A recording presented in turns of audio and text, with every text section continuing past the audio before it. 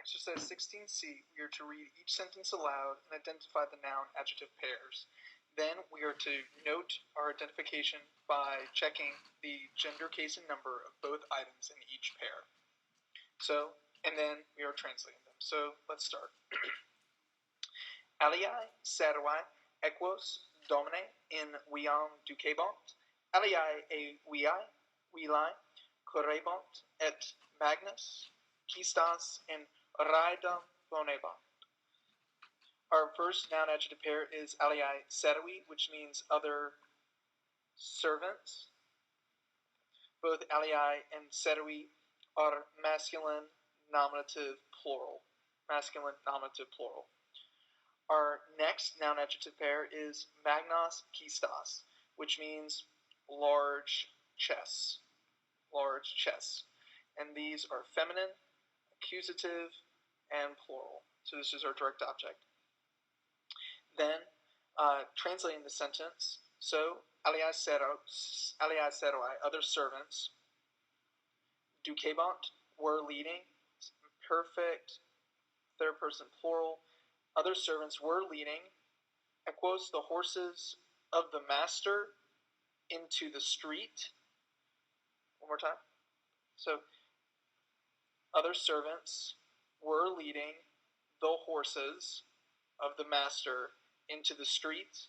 And then aliae, other servants, again, it's implied that it's referring back to the servants. Other servants, correbant, were running, imperfect, third plural from curio, correre, to run. Other servants were running out of the house, out of the country house, and what were they doing? And were placing magnas quistas, large chests, into where? The carriage, into the raedam. So, one more time. Other servants were leading the horses of the master, and you can always say the master's horses, into the streets.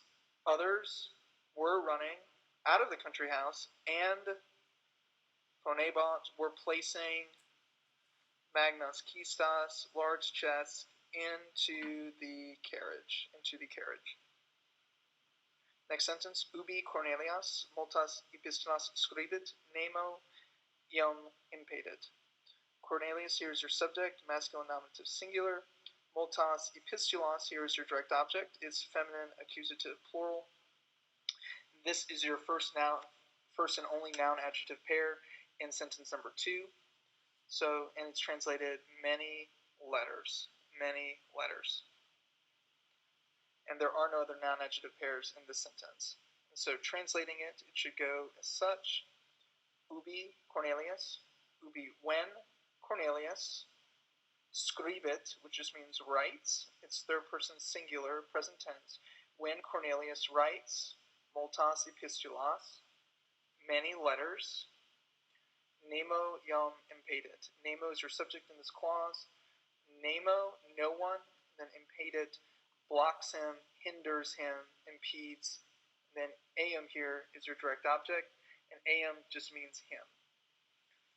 When Cornelius writes many letters, no one impedes or hinders him. Si liberorum magnae vocas patrum vexant, Aurelia pueros strenuos in hortam mitit.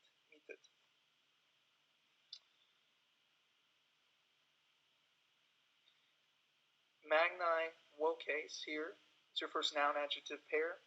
Magna voces is feminine, nominative, and plural. Feminine, nominative, plural. This is going to act as the subject of our sentence. And our next noun adjective pair is here, pueros strenuos, and it is accusative, masculine, plural. So we've got a feminine nominative plural subject and a masculine accusative plural direct object. Si just means if, so let's translate it. Si, if, magnae voces, if the loud voices, liberorum, of the children, vexant, annoy, patrem, father, if the loud voices of the children annoy father, Aurelia, Meetit, sends, third person singular, present tense, sends the active boys in hortum, into the garden. If the loud voices of the children annoy father, Aurelia sends the active boys into the garden. Next word, next sentence. Puellorum nominae vocat ancria nova, sed strenua puellae magnum vocem anciliae non audient. Our first noun adjective pair is anciliae nova. Anciliae nova. Nova means new, and anciliae means slave woman, servant woman. They are both feminine, nominative, and singular. Feminine, nominative, and singular. Our next noun adjective pair is here. Strenuae puellae. Strenuae puellae. Which means active girls, and is feminine, nominative, and plural. Feminine, nominative, and plural.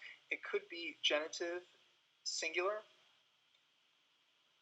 but the context of the sentence I'll demonstrate in a second, that we should take Strenuae puellae as our subject here.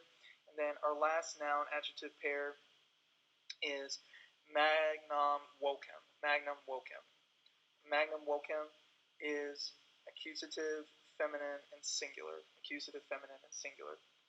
So translating the sentence, Anciliae Noah, the new slave woman, feminine, nominative, singular, the new slave woman, Vocat calls, nomina, the names, puellorum, of the girls. The new slave woman calls the names of the girls,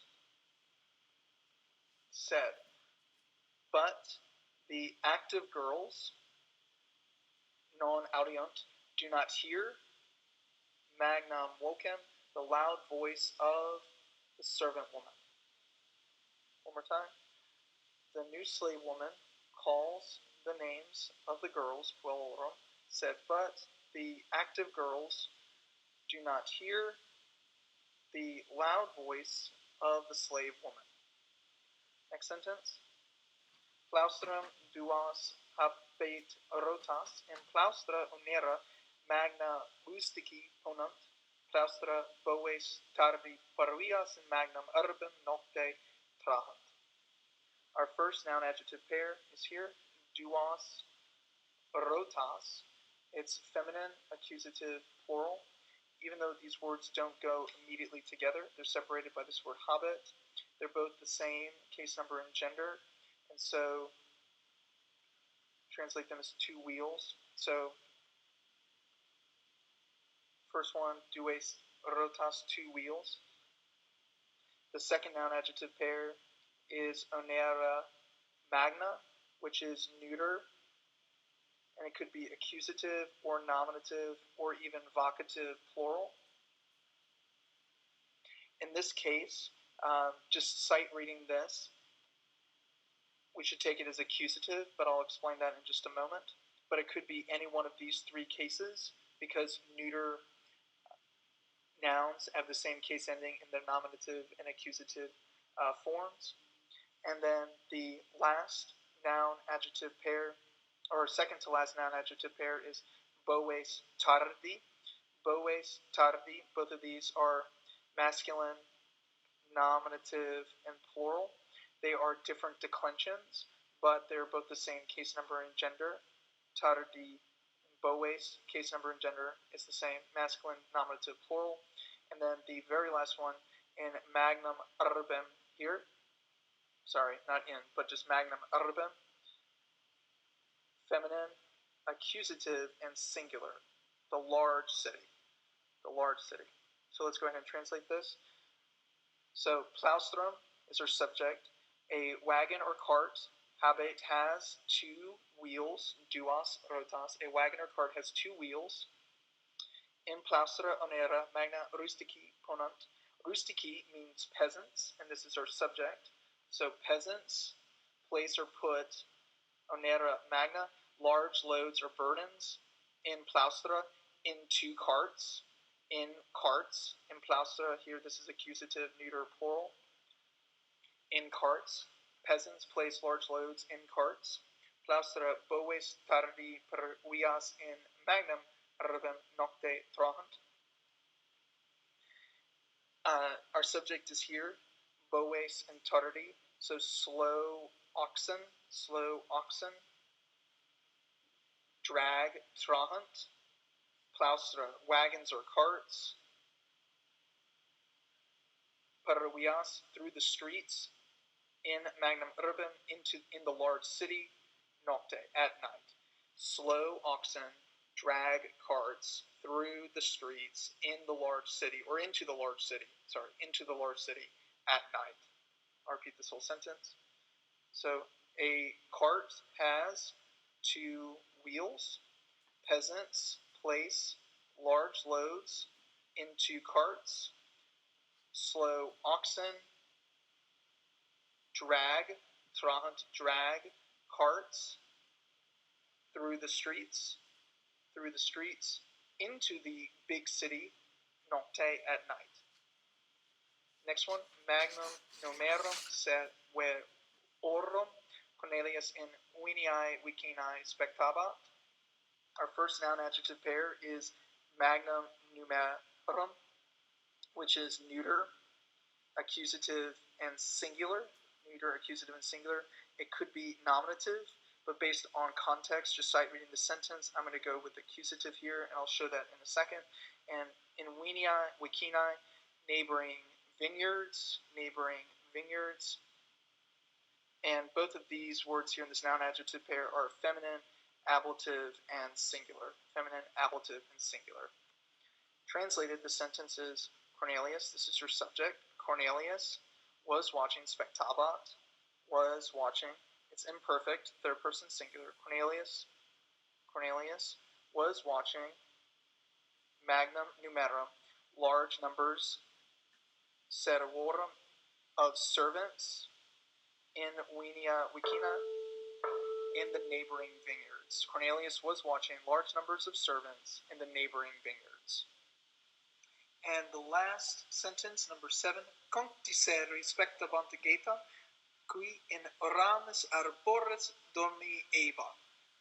So, conctiserui is the only noun adjective pair in this particular sentence. Conctiserui means all the servants, all the slaves. Both of these words here are masculine, nominative, and plural. While that I ending could be genitive singular, I'll explain in a second how context really necessitates that we take this as our subject. So for instance, all the servants, and then spectabant means were watching, and spectabant is a plural, third person, imperfect verb, were watching. And since spectabant here is plural, you can tell by the nt ending, conctiserui should be our plural subject. So all the servants were watching, who? All the servants were watching Geta, who? Dormiebat, was sleeping. This is another imperfect verb, except this is third person and singular, who was sleeping in the branches of the tree. And you may be wondering why in ramis arbores is not another noun adjective pair, and it's because arbor is a third declension noun, while ramus is a second declension noun. So while they have the same letters ending, these